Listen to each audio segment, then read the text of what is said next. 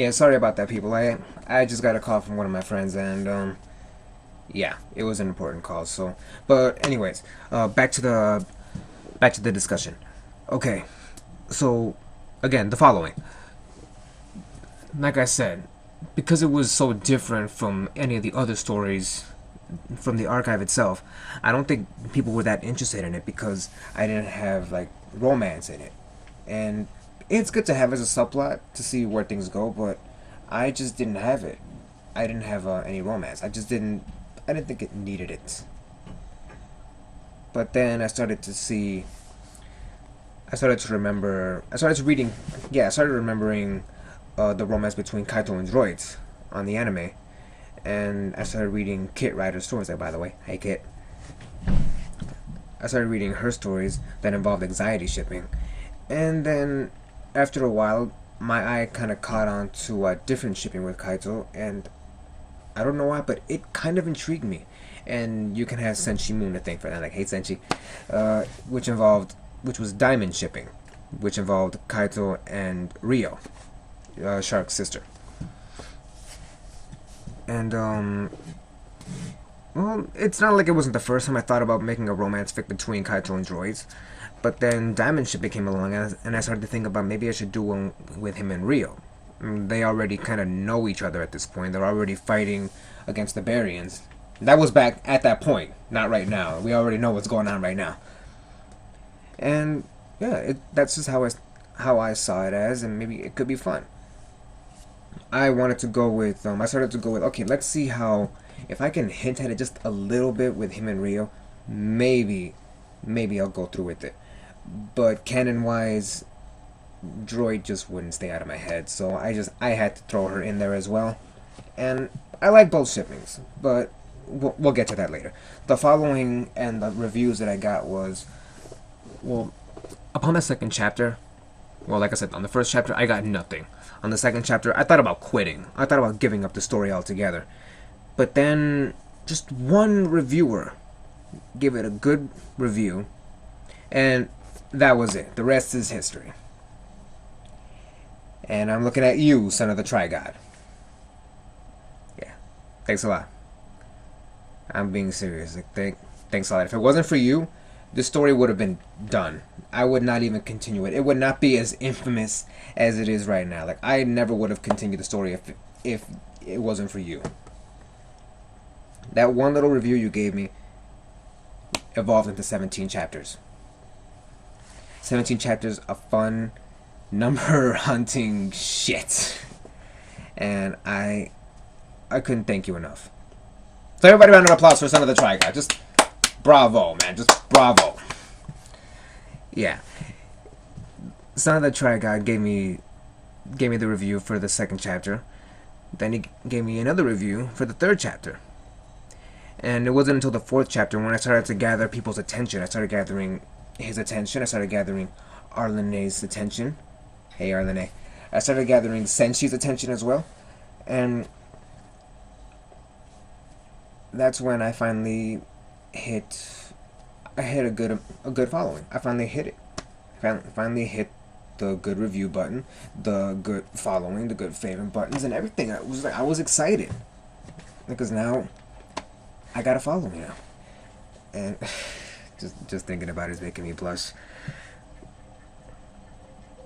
I cannot honestly thank you guys enough for checking out the story. But with chapter 4, that was chapter 4 though. I mean, with chapter 4, I started to hint at it a little bit with Kaito and Rio. I started to hint at it a little bit, and Kaito's losing streak. If you read the story, you should know his losing streak was starting to get to him, and at this point, we realize that he owns the card number 107, which I explained, not very detail-wise, but I revealed to you guys that he already faced Mizell, and he already defeated him, and he now owns number 107. But the thing is, with him being a number, he does not use it. And it wasn't until the infamous Chapter 5 when everyone lost their shit. Chapter 5, I gotta say, was the attention grabber. It pulled everybody in and reeled them into the story and just unleashed everything. I think it was exactly how it happened in that chapter. I think that's what the chapter did. Like, it just came out of your computer screens. It just grabbed you and it's like, just look at me, just look at me. I really love that chapter. The chapter 5 was considered, I gotta say, it's my best chapter in the entire story. Right up there with the ending. Okay, with chapter 5, here's a spoiler alert for chapter 5. Here's a little preview of it. In chapter 5, Kaito already lost. In chapter 4, he lost, and he's sulking through the depression. I know it seemed a little out of character of him, but yeah, that was what happened with him in chapter 5. Chapter 5, like, he's going through the motions of, okay, I lost the duel. What now? It's like he's being depressed over the fact that it's not that he lost, because keep in mind, this story was also to show players who actually do play the game that it's okay to lose. And I think I explained that a little bit more in the last chapter, the 17th. And at this point, he's thinking, I lost easily. Because that's another thing. Like, a lot of players, even with any other game in general, not just this game, but every other game you do, when you lose, it sucks at first, but at the end of the day, you're okay with it. It's all part of the game. But once you hit that certain point, when you start to lose easily, then, like I said in the summary, that can horrify anybody. I mean, you lost easily. That can't suck any more than it already does.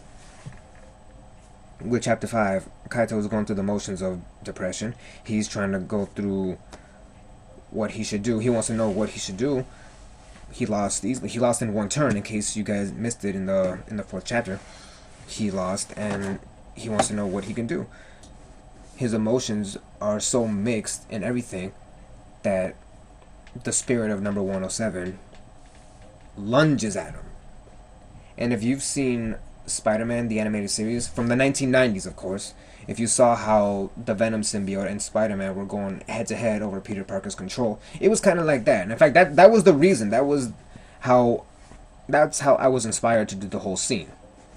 That chapter was based on that, so you can thank the 90s for that. And that chapter was amazing. That's when everyone lost their shit. It was so infamous, and it was a whole lot of fun. It just brings back memories. In the end of that chapter, number 107 finally does take control of him. He takes control of Kaito, and he goes on a certain rampage where it's all about vigilantism, revenge, and justice all rolled into one. And he tries to get numbers, which in all honesty, the only ones he gets is just Yuma's. That's it.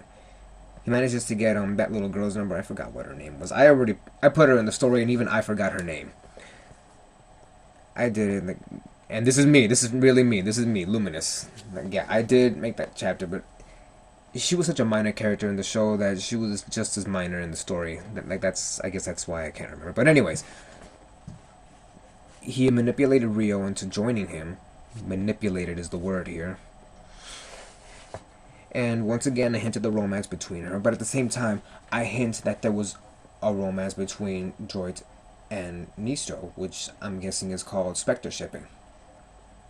And at the same time, as you would have guessed it, to keep it canon, Droid is still in love with Kaito.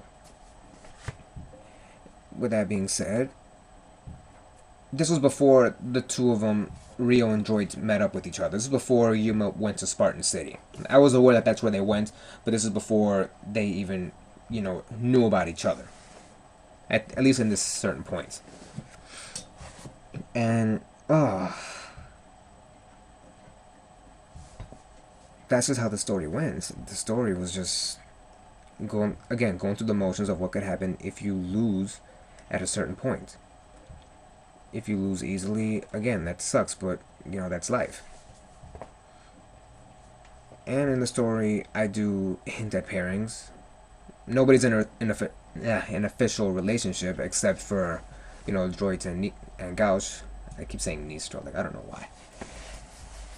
But, yeah, they were already in a relationship. They were already a couple in the story, and then they broke up.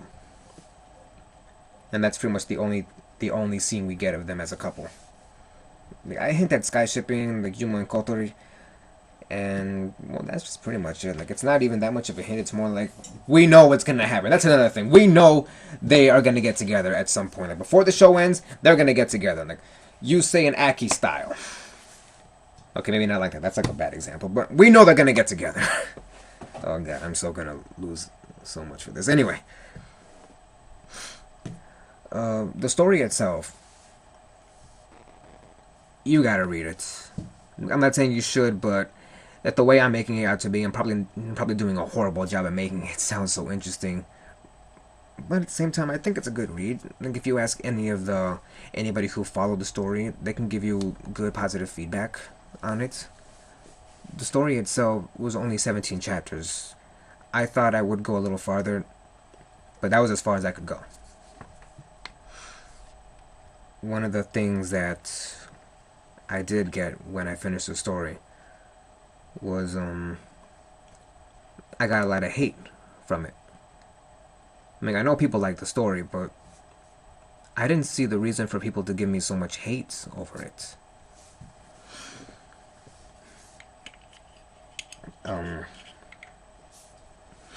Okay. Originally, the story, at the same time when I was doing the story, I was juggling a different fic. I was juggling two stories. One was 11 chapters long, and I managed to finish that before Light of Victory. And Light of Victory is 17 chapters long. And when I ended that other story, I got hate from it just as well. Not because the story was bad, at least I don't think it was. Like, I admit the ending for that story was pretty weak in some way, but again, that's not the point here. I'm sorry, I can't stand my hair right now. I used to have long hair, but whatever.